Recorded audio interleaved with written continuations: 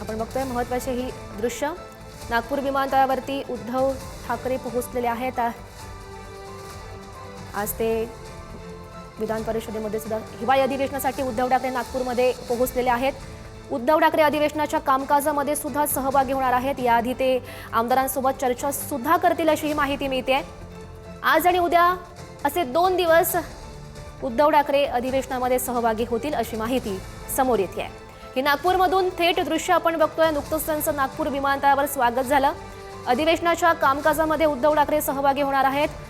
आज आणि उद्या असे 2 दिवस अधिवेशनासाठी उद्धव ठाकरे हे नागपूरमध्ये दाखल झाल्याची ही दृश्य आपण बघतोय।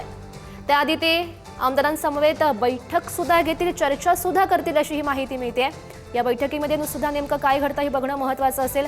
आज आणि उद्या असे 2 दिवस अधिवेशनासाठी उद्धव ठाकरे हे नागपूरमध्ये दाखल झाले आहेत। हिवाळी अधिवेशनासाठी उद्धव ठाकरे यांचा हा नागपूरमध्ये आपण प्रवेश बघू शकतोय। त्यांचं जल्लोषात स्वागत सुद्धा झालं, त्याची दृश्य आपण बघितली।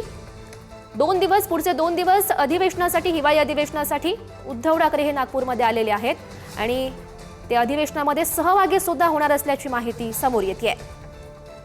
अधिवेशनाच्या कामकाजामध्ये उद्धव ठाकरे यांचा सहभाग आपल्याला दिसेल आणि याआधी ते आमदारांची बैठक सुद्धा घेणार अशी माहिती मिळते। म्हणजे अधिवेशनामध्ये सहभागी होण्याआधी ते आमदारांची बैठक सुद्धा घेतील। खरं तर हिवाळी अधिवेशनामध्ये उद्धव ठाकरे नेमकं काय बोलतात, कोणते मुद्दे मांडतात हे